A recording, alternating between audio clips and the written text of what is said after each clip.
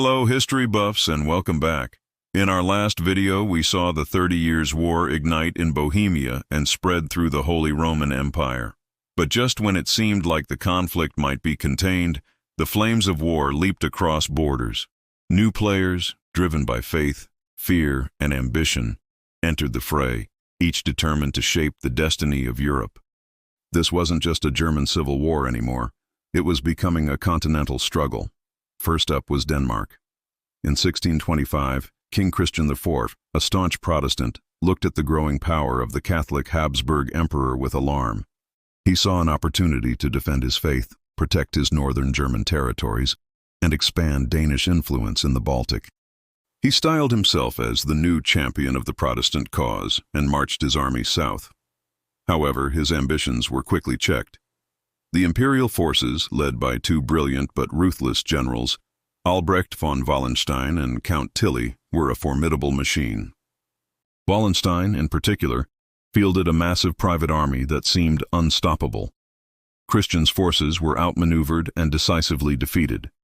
By 1629, Denmark was forced to sign the Treaty of Lübeck, withdrawing completely from the war. With the Danish defeat, the Protestant cause was in absolute crisis. The emperor's power was at its zenith, and it seemed nothing could stop the Catholic resurgence. But just as hope began to fade, a new figure emerged from the north. In 1630, a Swedish fleet landed in Pomerania, on the Baltic coast of Germany. At its head was King Gustavus Adolphus, a military genius who would earn the nickname the Lion of the North. He brought with him not just an army, but a revolution in warfare. The Swedish forces were a model of modern military organization. They were well-trained, highly disciplined, and equipped with innovative light artillery that could be moved quickly around the battlefield. Unlike the mercenary armies common at the time, his soldiers were motivated by national pride and religious conviction. Gustavus declared he had come to secure Protestant liberties and check Habsburg power. At first, the German Protestant princes were hesitant to join him. They had seen what happened to Denmark. But the tide turned dramatically at the Battle of Breitenfeld in 1631. Teaming up with the Saxons, Gustavus Adolphus faced the seemingly invincible Imperial army under Count Tilly. The Swedish tactics proved devastatingly effective. Their mobile cannons and disciplined volleys of musket fire shattered the Imperial formations.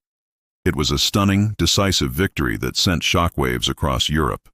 Suddenly, the Protestant cause was not just alive, it was on the offensive. Hope was reborn. The Lion of the North then led a triumphant campaign through Germany, winning battle after battle. But his legendary run would come to a tragic end.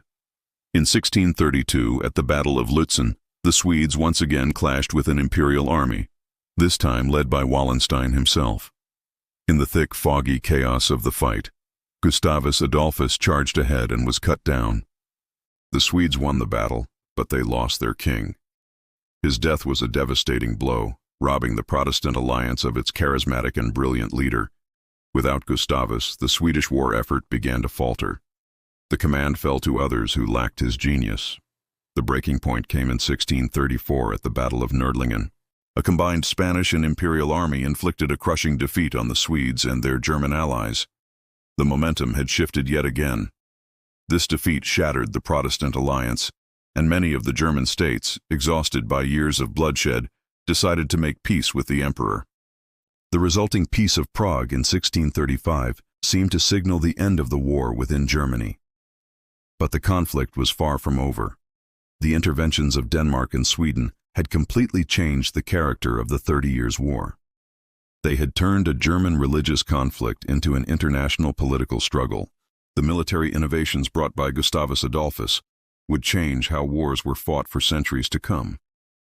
And even though both interventions ultimately ended in retreat or stalemate, they had set the stage for one final, even more devastating phase of the war, one where a new European power would step in to challenge the Habsburgs directly. And that's a story for our next episode. Thanks for watching. If you found this journey into the past as fascinating as I did, please hit that like button and be sure to subscribe so you don't miss what happens next. See you in the next video.